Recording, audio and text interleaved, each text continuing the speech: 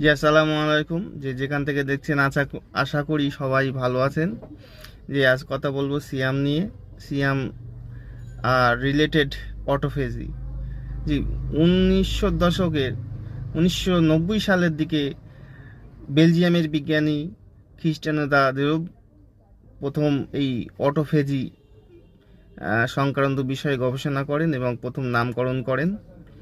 পরবর্তীকালে এক জাপানি বিজ্ঞানী বিশদভাবে গভীরভাবে গবেষণা করেন এবং সেটা 2016 সাল নাগাদ আপনার নোবেল পুরস্কার পান এর জন্য।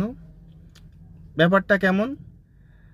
12 থেকে 16 ঘন্টা আপনি যদি না খেয়ে থাকেন, তাহলে নিজের দেহের মধ্যে এই যে খাদ্যাভাবে আপনার শরীরের কোষ নিজের কোষকে নিজে খাবে এবং সেই খাওয়ার পদ্ধতিতে আপনার সেলের ডিটক্সিক করবে এবং নোংরা সেল, মরা সেল, বিভিন্ন রকম খারাপ জিনিস যেটা শরীরের কোষের মধ্যে আছে সেটাকে ভেঙে ফেলে প্রোটিনে পরিণত করে ফেলবে, ফ্যাটকে বার্ন করবে এবং আপনার নতুন কোষ সৃষ্টি করবে।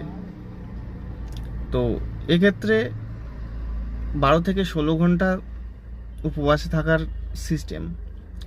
সিয়াম, আপনি সিয়ামের সেই সেম কাজটি হয় যদি আপনারা ইফতার ভাঙার সময় যখন আপনি ইফতারি করবেন তখন যদি গান্ডিপুণ্ডে না গেলেন। আপনি গান্ডিপুণ্ডে শুধু তেলে ভাজা খেয়ে যাচ্ছেন, সারাদিন উপবাস থাকার পরে এই খাবারগুলো ফাস্টফুড, তেলে ভাজা, নানান রকমের নোংরা খাবার আপনি খাচ্ছেন।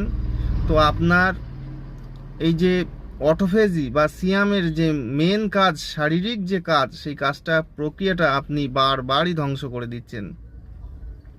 যে আপনি যদি সুস্থ শরীর যখন কোষ গঠন করবে, শরীরটার বিভিন্ন কোষ যেটা অকেজো হয়ে যায় সেটা আবার নতুন করে জন্ম নিয়ে আবার কার্যকারিতা শুরু হয়।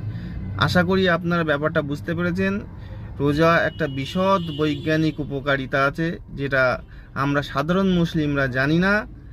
আপনারা সিয়াম পালন করছেন নিশ্চয়ই ভালো। খারাপ খাদ্য খাবেন না, তেলে ভাজা খাবেন না, পুরো ফল জুস জাতীয় জিনিস খান, পানি জাতীয় জিনিস খান, আর দ্বিতীয় কথা হচ্ছে ঠান্ডা জাতীয় জিনিস খান। আপনার শরীরও স্লিম হবে, আপনার ত্বকের উজ্জ্বলতা বাড়বে এবং আপনার শরীরে অনেক কিছু সুস্থ হয়ে যাবে। জি, সবাই ভালো থাকবেন। ধন্যবাদ।